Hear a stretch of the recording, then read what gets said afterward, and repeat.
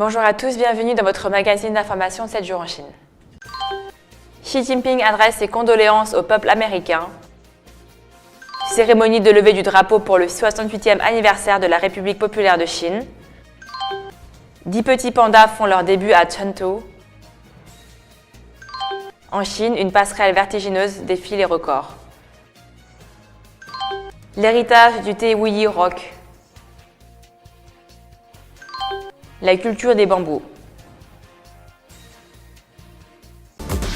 Xi Jinping a adressé ses plus sincères condoléances à son homologue américain Donald Trump après le massacre de Las Vegas survenu dans la nuit du 1er au 2 octobre, tuant au moins 59 personnes et faisant plus de 500 blessés. Xi Jinping a fait part de sa sympathie la plus profonde au gouvernement et au peuple américain et bien entendu aux victimes et à leurs familles en souhaitant un bon rétablissement aux personnes blessées. Ce dimanche fut célébrée la fête nationale chinoise. Il s'agit du 68e anniversaire de la République populaire de Chine et la cérémonie de levée du drapeau qui s'est déroulée sur la place Tiananmen à Beijing est une occasion spéciale pour de nombreuses personnes. Près de 80 000 personnes étaient présentes. Nombre d'entre elles se sont rendues dans la capitale chinoise pour la semaine de congés nationaux, aussi appelée Semaine d'or. Reportage. Il est 4 heures du matin, soit 2 heures avant le lever du soleil, sur la place Tiananmen, au cœur de la capitale chinoise. De nombreuses personnes sont venues ici assister à la cérémonie de levée du drapeau au lever du soleil, le jour de la fête nationale chinoise. Je ressens la force de notre patrie et ce changement. Il y a plusieurs années, je suis venue à Pékin, mais je n'ai vu le drapeau national que depuis très loin, à 3 ou 4 heures du matin. Plus de 10 000 personnes sont venues sur la place Tiananmen pour la cérémonie annuelle qui commence à 6h10 du matin. Nombre d'entre elles sont venues tôt, directement depuis l'aéroport ou l'une des principales gares de la ville, pour essayer de trouver le meilleur point de vue, ou en d'autres termes, d'être aussi près que possible. Anticipant la foule énorme, les autorités locales ont assigné du personnel supplémentaire pour assurer l'ordre dans le quartier, en limitant l'accès à certains lieux pour garantir l'ordre et la sécurité. Il est 6 heures du matin et la cérémonie de levée du drapeau a officiellement débuté. À présent, une garde d'honneur escorte le drapeau. Elle se dirige vers le mât. Il y a 138 marches pour y accéder. La foule est à ce point silencieuse que l'on peut véritablement entendre les pas des soldats sur l'une des plus grandes places du monde.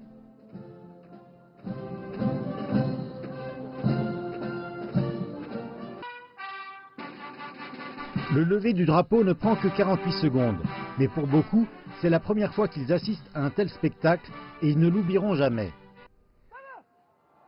C'est vraiment majestueux et inspirant. C'est totalement différent de ce que j'ai vu à la télévision. Je me sens très excitée. Je suis très heureux, comme j'ai attendu ce jour depuis longtemps. C'est ma première fois ici. J'ai 80 ans et maintenant je n'ai aucun regret. Au cours des 7 prochains jours, des millions de Chinois se rendront dans les hauts lieux touristiques du pays et nombre d'entre eux choisiront de se rendre à Beijing.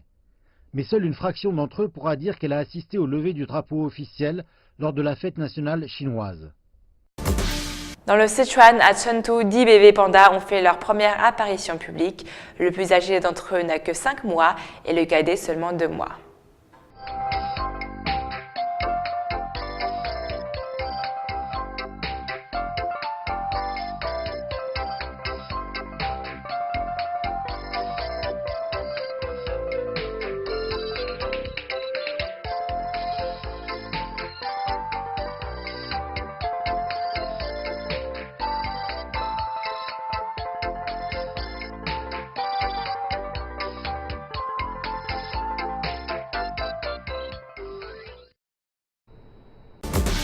À déconseiller strictement aux personnes sujettes au vertige, une passerelle au plancher en verre emmène les touristes à plus de 120 mètres au-dessus du vide, au bord d'une falaise du sud-ouest de la Chine. L'ouvrage de 69,6 mètres de long, situé dans la municipalité de Chongqing, est entré dans le livre Guinness des records au titre de plus longue passerelle du monde en porte-à-faux, sans rien qui la soutienne par en dessous. Seuls des câbles la retiennent. 30 personnes maximum peuvent arpenter en même temps la plateforme, situé à 123 mètres de haut et inauguré le 1er avril dans un parc naturel, le parc ordovicien de Huangshen.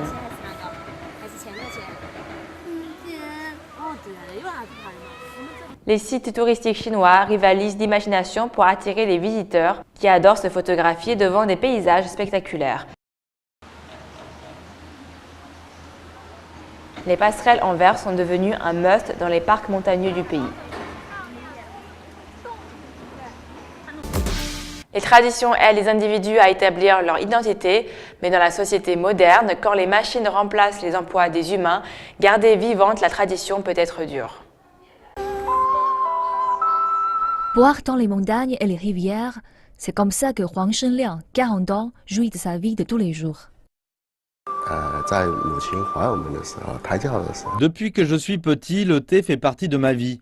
Les jardins de thé étaient mon terrain de jeu. Nos parents cueillaient les feuilles dans les montagnes et nous apportaient du thé. Ma vie, c'est le thé. Le thé de Wuyi Rock pousse sur les vallées et les versants de la montagne Wuyi. La montagne est un site du patrimoine mondial culturel et naturel. Le thé requiert un environnement tranquille avec un sol en loess et une humidité constante. Comme le vin, le thé a ses propres facteurs environnementaux ou terroirs. La sélection des feuilles est le premier déterminant de la qualité. Et quand les feuilles mûrissent, c'est la saison des plantations. Huang Shenliang a appris cet art de son père de 67 ans, Huang Xianyi. La tradition est dans la famille depuis 12 générations. Le thé de Wuyi Rock utilise la technologie la plus avancée au monde. Elle a été développée par les gens pendant des centaines d'années de travail dur et d'expérience. En tant qu'artisan, la seule façon de produire un thé de qualité est de résister aux tentations de la commercialisation. L'essence du thé de Wuyi Rock est qu'il est fait à la main à travers un processus délicat. Même avec les meilleures feuilles, faire un thé fin sans savoir-faire est impossible. Il y a plusieurs processus clés, comme froisser les feuilles. Les feuilles sont secouées, roulées et froissées pour qu'elles relâchent leur jus et améliorer l'oxydation. Pour étendre la production, la famille Huang a appris des jeunes apprentis. Tout est fait main pour préserver les manières des ancêtres. Huang Shenliang dit que faire un thé de qualité requiert une extrême patience. C'est comme un dialogue entre l'homme et la nature, mais avec un sentiment qui va au-delà des mots. À l'heure où les machines remplacent les ouvriers, de nombreuses traditions se perdent. Mais Huang pense que l'homme devrait s'accrocher. Et c'est la vraie valeur du thé Wuyi Rock. C'est une boisson, mais le thé sert aussi à relier les gens. La famille Huang est prête à partager avec tous ceux qui sont intéressés. Longtemps après que nous serons partis, les gens pourront toujours boire du thé, parce que les Huang ont travaillé dur pour passer cette méthode de fabrication et elles seront toujours là. Mais ils ont aussi travaillé dur pour protéger les arbres et ils seront toujours là. Seulement quand nous pouvons protéger le paysage, nous pouvons protéger le jardin de thé. La qualité intrinsèque du thé repose sur l'eau et les montagnes.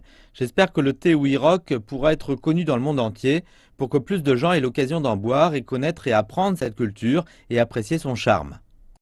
Huang Shenliang et ses différentes façons de garder la tradition vivante. C'est un cellier à thé construit il y a des années. Il tire son inspiration de l'industrie du vin. Ici, le thé est préservé dans des boîtes avec la date de production, le temps et le nom du fabricant. Il ne sait pas comment exactement, mais il veut changer les choses. Son pire cauchemar est l'environnement. Il espère que davantage pourra être fait pour protéger l'écosystème dont l'équilibre fournit la fragrance incomparable de la nature. Pour Huang Shenliang, le processus de la fabrication du thé est comme mettre une main sur l'histoire et la culture profonde. Il dit que plus il vit avec le thé, plus il aime ça, et les montagnes qui le nourrissent. C'est le printemps dans les collines boisées de bambous environnant la ville chinoise de Lin'an et cela signifie de longues matinées de récolte et de vente de tonnes de pousses de bambou, ce pourquoi cette région est connue. Reportage. Lin'an est une zone à l'est de la province du Zhejiang dont les riches forêts procurent près de 2/3 des ressources en pousses de bambou de la Chine selon les estimations. Je me lève et je ramasse des pousses de 5h30 à 8h30 du matin, puis je viens au marché pour acheter des pousses chez d'autres fermiers. Ça dure de décembre à début mai. La récolte prend plusieurs heures dès l'aube et c'est la base de l'économie de cette région depuis des siècles. Les pousses de bambou apparaissent régulièrement sur les tables chinoises, souvent mises dans la soupe braisée avec de la viande ou des légumes ou encore mangées comme des biscuits. On peut préparer des shobosun à partir de petites pousses comme snack.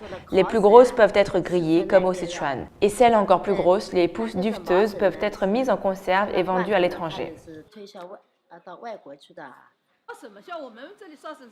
Tout le monde sait cuisiner les pousses de bambou ici, c'est une spécialité locale. On coupe les pousses fraîches en petits morceaux et on les grille avec du porc et des os. On peut aussi les cuire à l'eau en ajoutant un peu de gingembre, d'ail et un peu de sel et d'exhausteur de goût. C'est vraiment délicieux.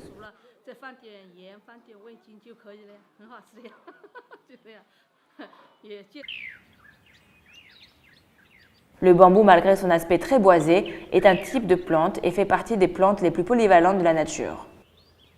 Sa légèreté et sa force le font servir à une grande gamme d'utilisations, telles que les matériaux de construction, les baguettes, les meubles, les chapeaux, les instruments de musique et les aménagements décoratifs. Il est même utilisé pour le papier et les produits textiles. Le taux de croissance rapide du bambou est également légendaire, certaines espèces étant réputées pour gagner plusieurs centimètres par heure. Leisun tient son nom du tonnerre. Quand il y a du tonnerre et que les températures augmentent, le leisun pousse très vite. Le bambou se trouve dans les régions tropicales et sous-tropicales du monde, mais il n'est nulle part aussi abondant qu'en Chine où il a été admiré pendant des millénaires. C'est la fin de votre magazine d'information 7 jours en Chine. Merci de votre fidélité.